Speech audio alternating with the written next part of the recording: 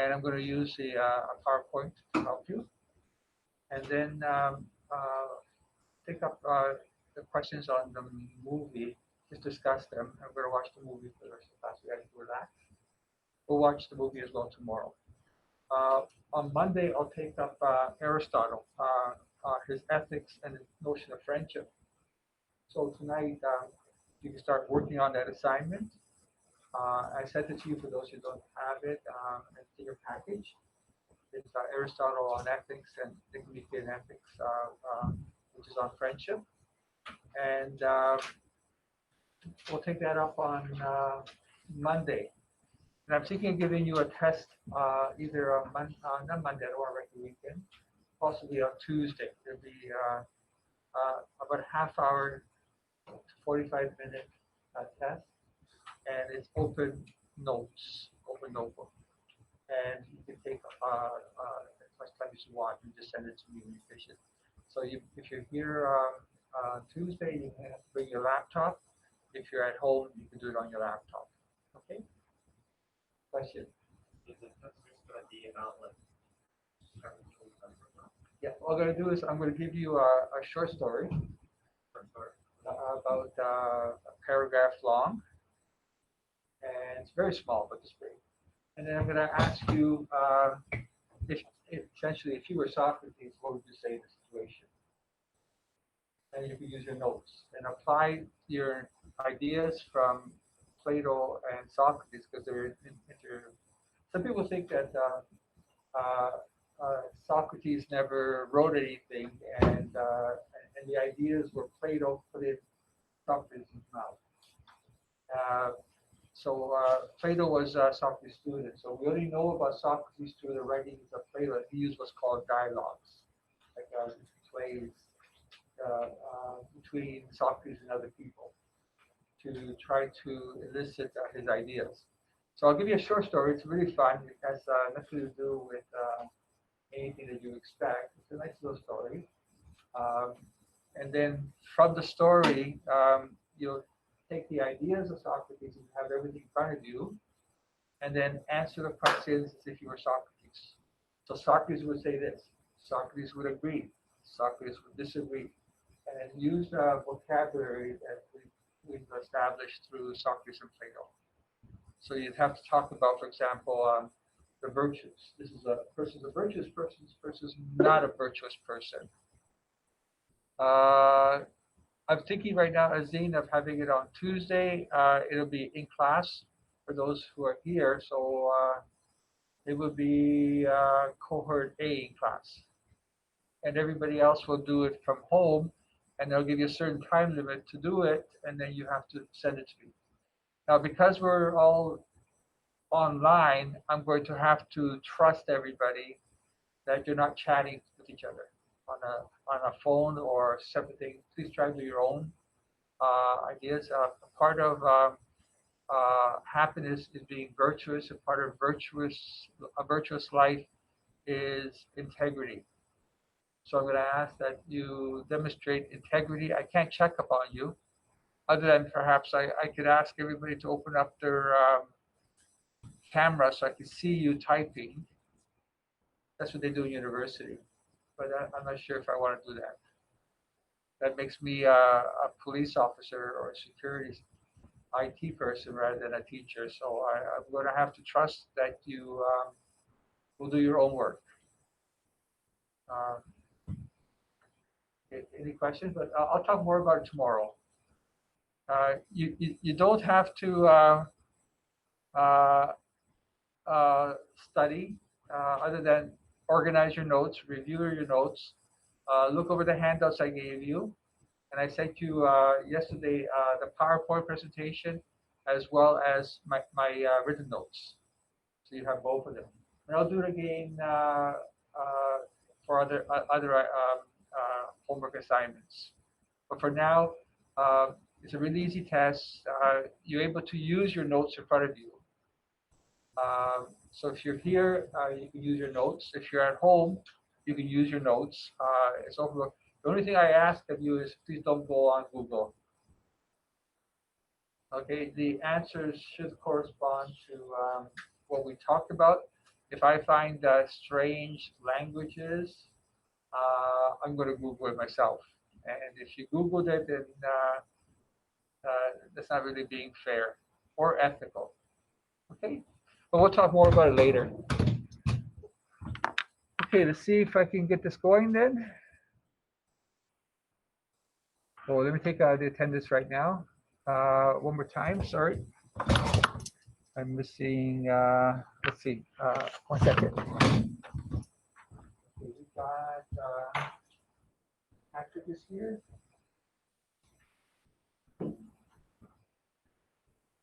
And uh,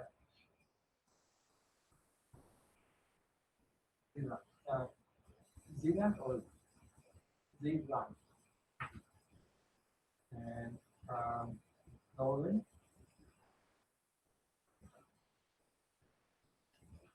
And we're missing James. Wait, there, okay. There's like a column here. Okay. We're missing Evelina and Ryan and Oliver and Nathan Chan. So let me see if they've joined us.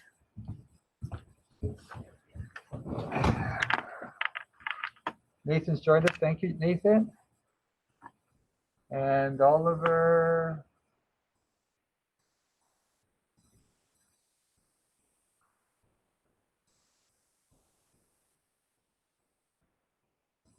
Nope. And Ryan. Really? No. And Irina.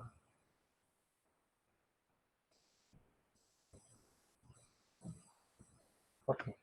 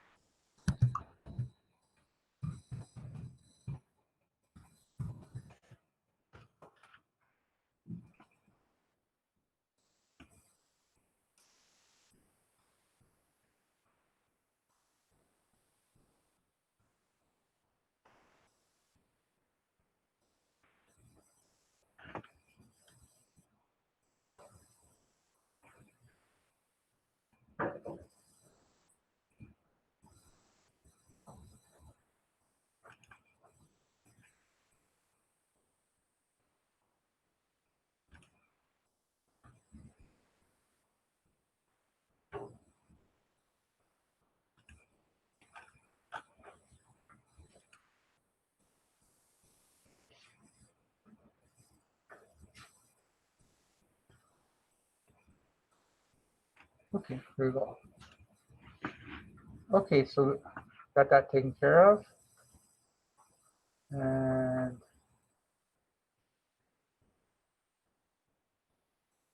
what happened to my PowerPoint? Okay.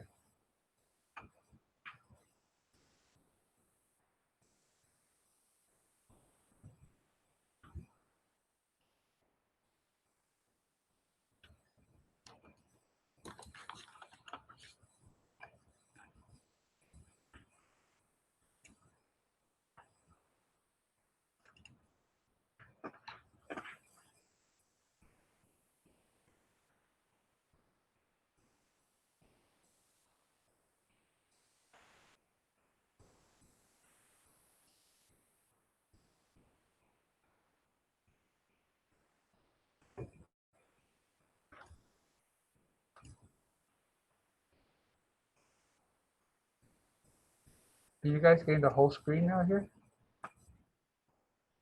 Are you getting the whole screen? Oh, you're not connected. You are connected?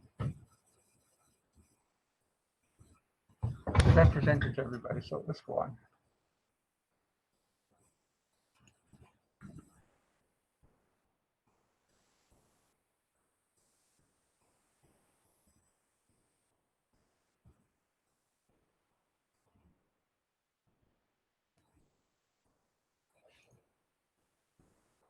Okay, here we go.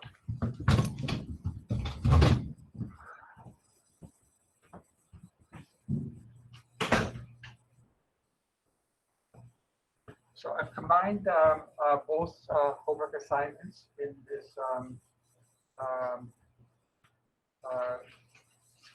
PowerPoint presentation. So as we saw last time, Socrates was accused of impiety, not respecting the gods, and he was also accused of corrupting the young people, encouraging them to question everything, question authority, especially of the parents, question the authority of the government. In other words, he wanted them not to be whistleblowers, but to ask for explanations. And Socrates believed that if you could give a rational reason, explanation of anything, then it would make sense. Then you're finding out the truth. Another way you can do that is by asking questions. So you would ask questions about anything. Do not accept it only because people say so on the position of authority. And therefore, the young people, always being rebellious against the parents, wanting more and more of the freedom and independence, would challenge everyone. And that's what you should be doing. Uh, Philosophy is a study of wisdom, which is really the study of asking questions, not to cut someone down, to destroy someone's reputation, or to make fun of people, but in a sincere effort to try and discover what is knowledge, not opinion, what is truth, what not an appearance. So he was convicted, and despite the fact that Credo and his friends tried to convince him to escape and to live and carry on, he chose to take the punishment and thought that you're allowed to question, but you still have to show reverence for the state, just like you show reverence for your parents, and you follow the laws. And only time and history will know if you were right or they were right. So he hated democracy because uh, demos prasi, the rule of the demos, rule of the people, is interpreted often as mob rule. Whoever can persuade enough people for a cause will have power to make decisions. So he saw as mob rule, people are uneducated, um, they make emotional and sometimes stupid decisions. In the United States, they have a freedom of expression, and that also includes the right to make your own mistakes and the right to be stupid, not to be informed, not to discover the truth, but simply go on your emotions. People don't use reasons, their ability to reason, to think. They simply react. Uh, Socrates was Plato's mentor, and he felt that he was wrongly accused and wrongly executed by democracy. So society is in decay because essentially people are making decisions only on the whim or on self-motivation. So tragically inadequate as a form of government, calls it mob rule, ignorant, uneducated government rather than the wise and virtuous. Often democracies become leaders and rulers of one person, an autocracy, or an oligarchy, a group of people. Uh, and they seem to have unlimited powers, especially if they control the arguments, the discussion, and in our modern technology, the media. Rulers rule for their own self-interest and greed rather than the good of the people. Ambition, fear, and greed become stronger than reason and humanity. The result is a tyranny of one person, an autocratic ruler, or a group of people, an oligarchy.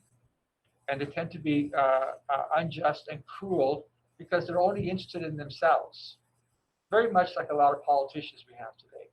Do they really care about the people, or do they care for themselves and their friends and their associations and having power and influence? So we go to Plato's Myth of the Cave, and I have a short video presentation on it, but we'll come back to it after this here. So essentially, down at the bottom here are the prisoners, and there's a wall. And above here is a fire, and the fire creates images, and the people think that these shadows or images are in fact reality, and if they're not, of course. They're created by these people. So like in class, I can do this. Let's see. So I can do a bird, or I can do a dog. And the shadows, the images are what people think are reality because they don't know better. This is the way they live, and they're changed. It can't move left, can't move right, up or down, pointing ahead. So the shadows become reality, and therefore they're competing and trying to figure out what this is. So what is this? What is this? So let's see if I can get this going.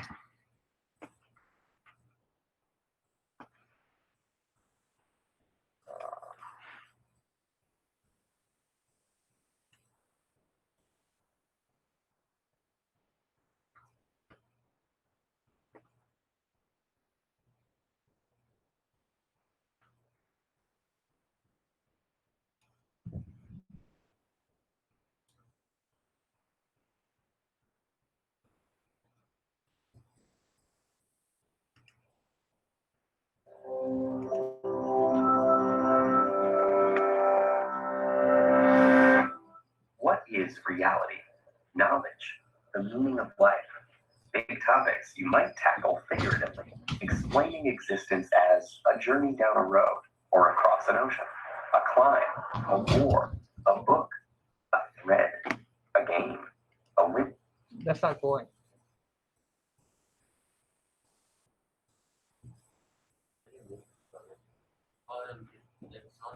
Window of opportunity, or an all too short lived Is it on your screen? Okay. flicker of flame. 2,400 years ago, one of history's most famous thinkers said life is like being chained up in a cave, forced to watch shadows flitting across a stone wall. Pretty cheery, right? That's actually what Plato suggested in his allegory of the cave, found in Book 7 of the Republic, in which the Greek philosopher envisioned the ideal society by examining concepts like justice, truth, and beauty. In the allegory, a group of prisoners have been confined in a cavern since birth, with no knowledge of the outside world. They are chained facing a wall, unable to turn their heads, while a fire behind them gives off a faint light. Occasionally, people pass by the fire, carrying figures of animals and other objects that cast shadows on the wall. The prisoners name and classify these illusions, believing they're perceiving actual entities. Suddenly, one prisoner is freed and brought outside for the first time. The sunlight hurts his eyes, and he finds the new environment disorienting. When told that the things around him are real, while the shadows were mere reflections, he cannot believe it. The shadows appeared much clearer to him, but gradually his eyes adjust until he can look at reflections in the water, at objects directly, and finally at the sun, whose light is the ultimate source of everything he has seen. The prisoner returns to the cave to share his discovery, but he is no longer used to the darkness and has a hard time seeing the shadows on the wall. The other prisoners think the journey has made him stupid and blind and violently resist any attempts to free them. Plato introduces this passage as an analogy of what it's like to be a philosopher trying to educate the public. Most people are not just comfortable in their ignorance, but hostile to anyone who points it out. In fact, the real-life Socrates was sentenced to death by the Athenian government for disrupting the social order, and his student Plato spends much of the Republic disparaging Athenian democracy, while promoting rule by philosopher kings. With the cave parable, Plato may be arguing that the masses are too stubborn and ignorant to govern themselves. But the allegory has captured imaginations for 2,400 years because it can be read in far more ways. Importantly, the allegory is connected to the theory of forms developed in Plato's other dialogues, which holds that, like the shadows on the wall, things in the physical world are flawed reflections of ideal forms, such as roundness or beauty. In this way, the cave leads to many fundamental questions, including the origin of knowledge, the problem of representation, and the nature of reality itself. For theologians, the ideal forms exist in the mind of a creator. For philosophers of language viewing the forms as linguistic concepts, the theory illustrates the problem of grouping concrete things under abstract terms. And others still wonder whether we can really know that the things outside the cave are any more real than the shadows. As we go about our lives, can we be confident in what we think we know? Perhaps one day a glimmer of light may punch a hole in your most basic assumptions. Will you break free to struggle towards the light, even if it costs you your friends and family? Or stick with comfortable and familiar illusions? Truth or habit? Light or shadow? Hard choices, but if it's any consolation, you're not alone. There are lots of us down here.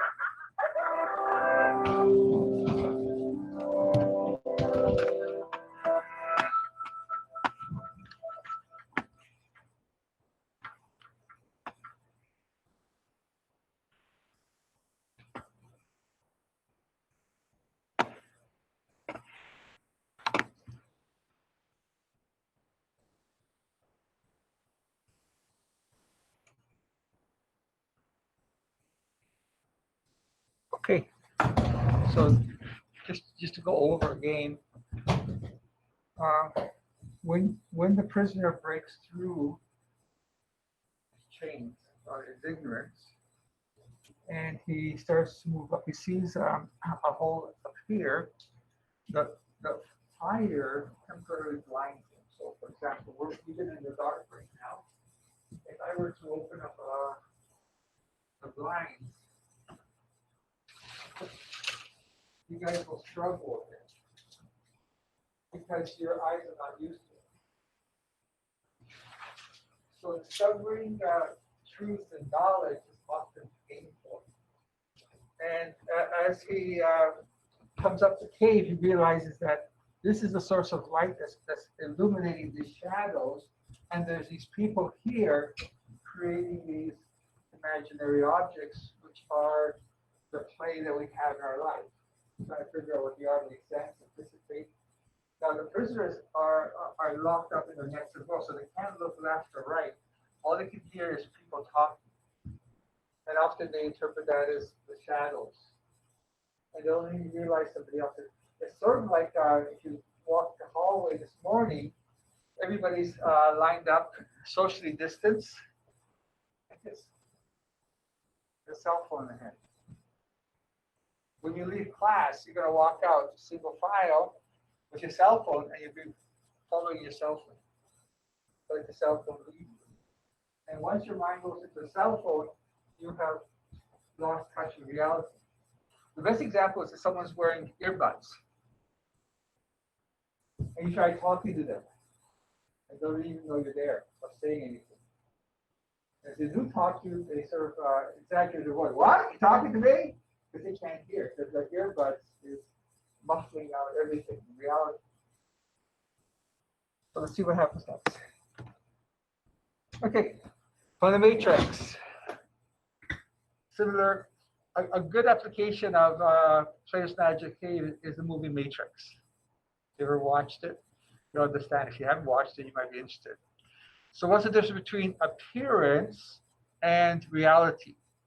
Appearance is the sensations. We have 5 senses. What we see, what we hear, what we touch, what we smell, and what we taste. Our sense perceptions, our sense experiences make us in contact with the world we live in. We try to understand them.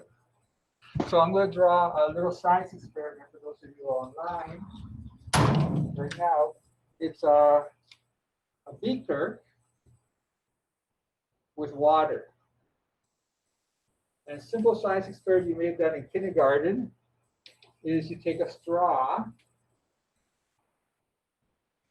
and the power of the water bends the straw. Now, your eyes tell you that the straw is crooked. When you pull the straw out, it goes back to the cave, the musician's trick. What's happening here? What's the scientific explanation for why the straw appears to bend? Anyone?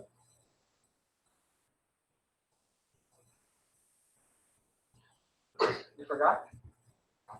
Refraction, yeah. The straw appears to bend, but it's not bending. It's just our sense perception. We see that it's crooked, therefore we conclude that the straw bent. Until you learn the laws of refraction. And you know that it's just the appearance. You can observe it's bending, but in fact it's not. The reality is it's not bending. So the reality of the straw is beyond what we see with our eyes and try to understand with the mind. And here we're looking at what we call forms for Socrates and for Plato. Okay. So the prisoner only knows the shadows. The images are reality. So because Plato used only males in his examples, but I'm going to try to be inclusive. He or she mistakes the reflection for the true appearance of reality. Believes the shadows to be persons, but it's only the reflection of a real person. The person who's creating the signal on the other side.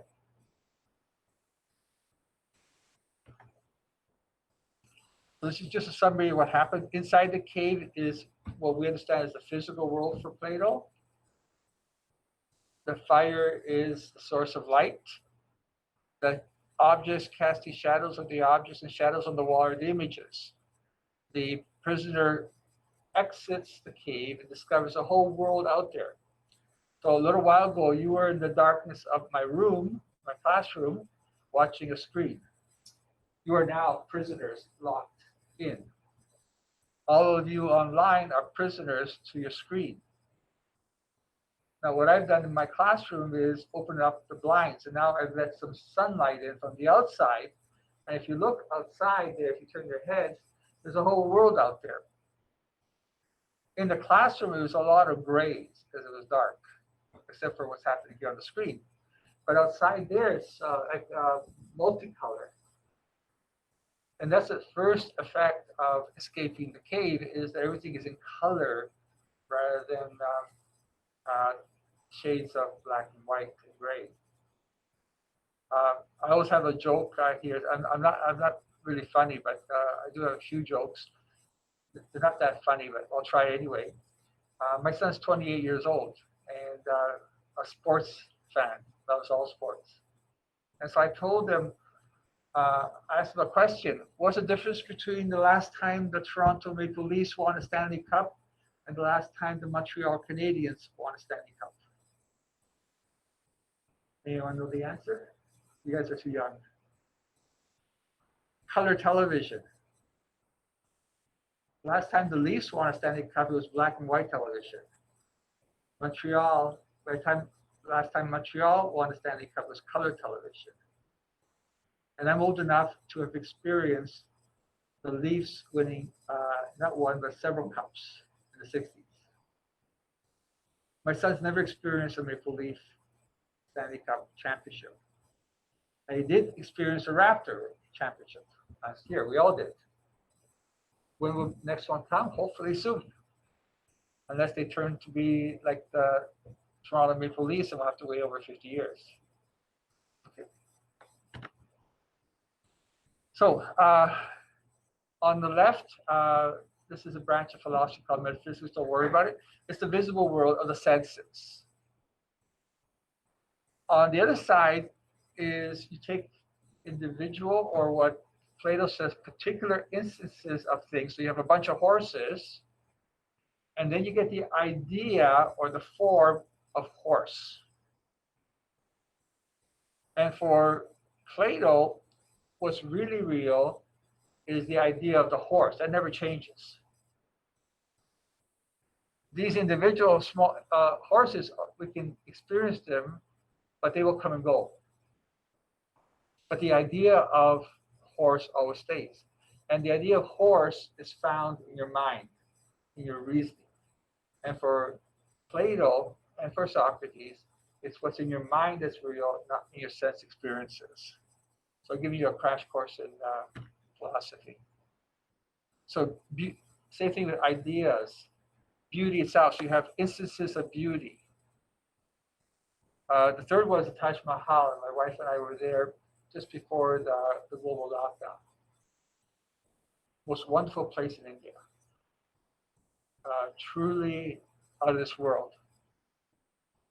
But for Plato, these particular instances of beautiful things are not beauty. It's the idea of beauty itself which is real. The world is divided into two then for Plato. The visible world of our senses and the real world of our mind, our reasoning.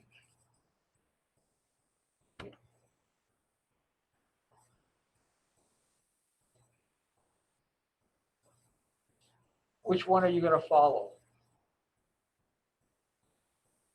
Are you going to chase after the appearances of your sense perceptions, which we'll define as desires and appetites? Or are you going to pursue the freedom that comes with our reasoning ability? Think before you desire, and think before you desire and react. Call that appetites. The person returns to the cave and is rejected. So all people who see things differently always get rejected by society. Sometimes we say they're before their time. Great people like Socrates, Jesus, who wanted peace, Martin Luther King Jr., who wanted equality, Mahatma Gandhi, who wanted freedom for the people of India. These people get pushed back because they're speaking truth.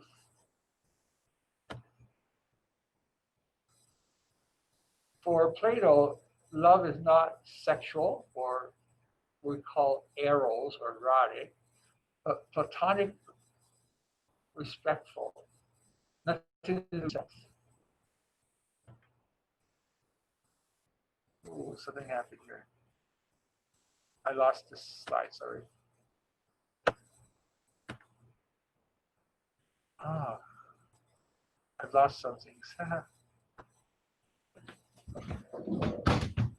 Interesting. I had another picture here. Sorry, I'll try and get it to you guys later. Today, your devices are caves. Your computers, your phones. So I've lost this one. I don't know what happened to it. In my days, there was a TV. There's an old picture of the 50s. I'm old enough to remember when we first got color television. As a kid, I used to watch television in black and white. And what the television did was make us prisoners of the tubes, of the screen. And even though we have more sophisticated communication devices like phones and computers, it's really no different. The family gathers around and nobody talks. You're mesmerized by what's on the screen.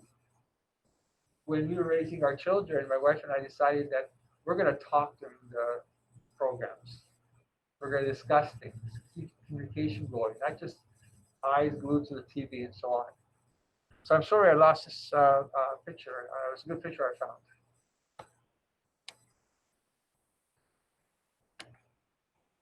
And of course, the matrix. Okay. Wonder what happened to my.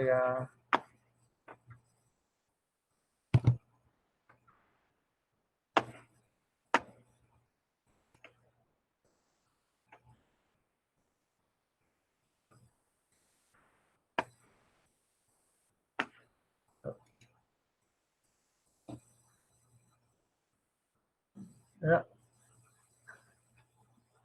Okay.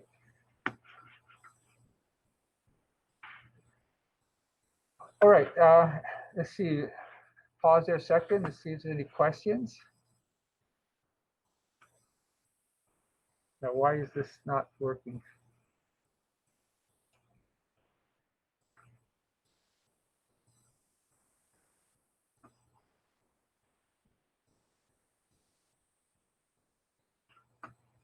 Uh,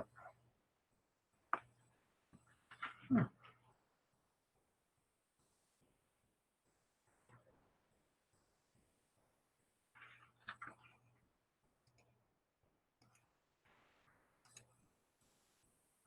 I don't think this is working now.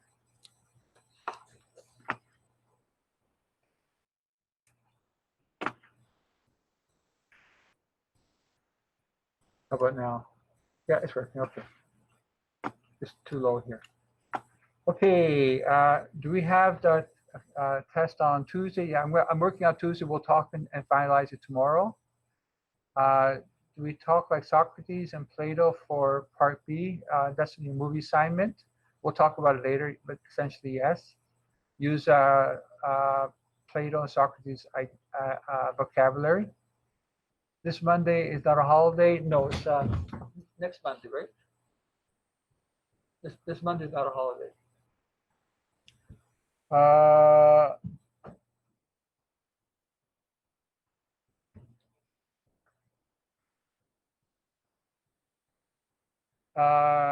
For Azinga, I will send the PowerPoint presentation. Okay. Why is this not on here? You want to know?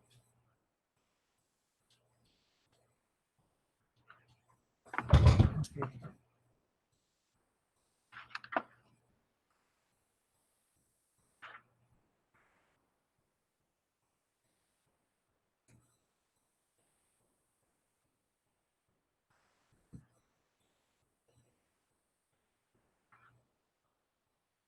Let's see if I can figure this out.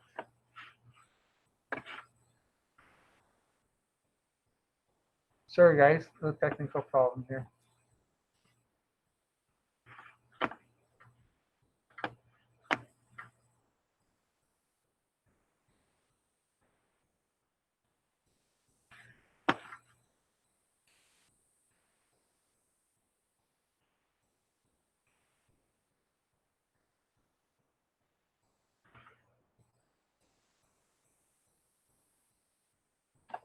Anyone know how to do this? Trying to get this over there. Yeah, I did that last time. Oh, here. Oh, I see. I see where we are. Okay, here.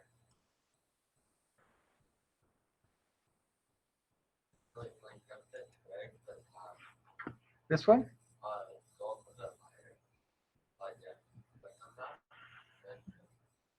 Okay, thank you. It's really frustrating. Okay, here we go. Thank you. I would ask Andrew, but he's not here. Okay. Okay, Azine, wait, I'll discuss the test later. Okay. Any other questions about the PowerPoint presentation and Plato's ideas? If you look at what we've talked in the last week or so, everything has been leading up to the analogy of the cave. And now, as a application assignment, I gave you the questions online. Also, if you turn to the movie section in your package, the first one's called The Insider. So we're going to watch the video today and tomorrow, and then we'll conclude with Socrates, review everything that Socrates and Plato, and then talk about the test tomorrow for Tuesday. And the way I'll probably do it is I'll probably set it up about 8:30 to 9:30. It's 1 hour. It should only take you about 20 minutes. It's a half hour at the most. But you have lots of time to do it. Okay, guys? Yeah. I give you a short story, paragraph. Not even a paragraph, it's a small one.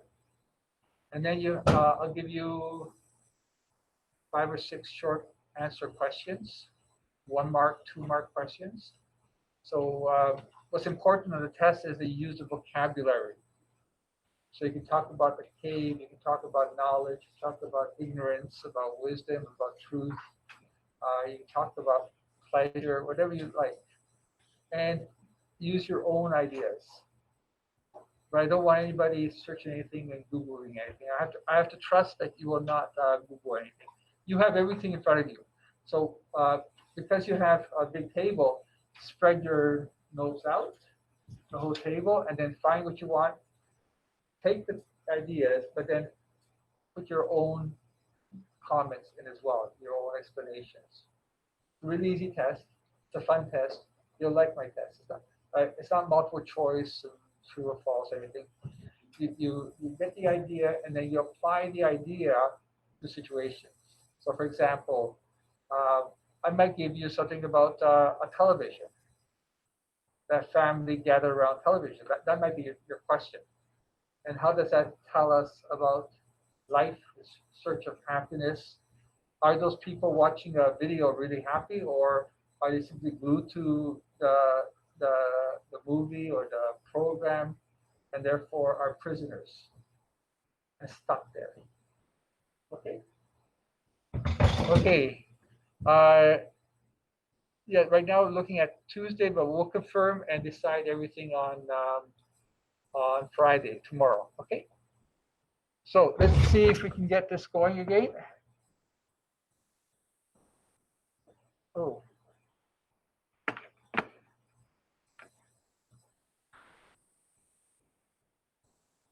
I should check attendance, see if we have the other people back.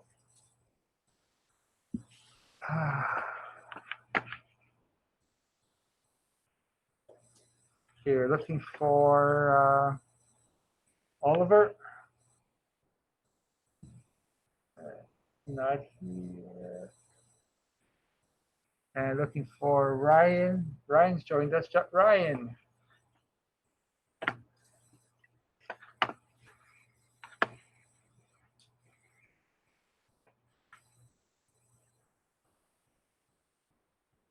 I can do the same time.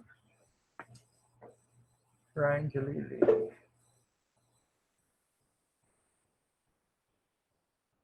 Yes, you can. PowerPoints you can use. And if you want to, you can also print them out with like 6 per page. PowerPoints are acceptable. Anything I handed to you, you can use. Okay. And Evelina.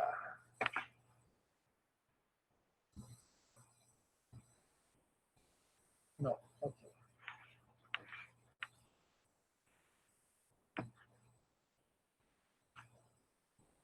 This is kind of nice.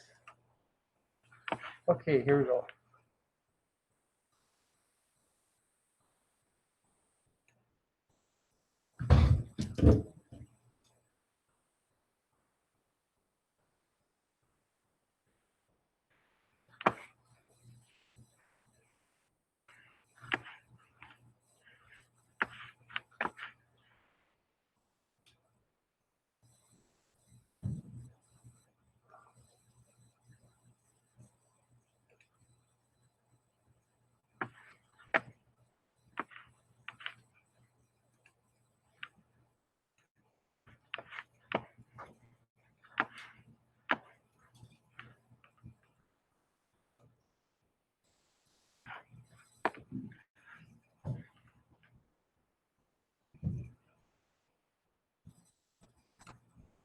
Okay, what I've done is I've gone on to YouTube to find a movie because my DVD wasn't working, and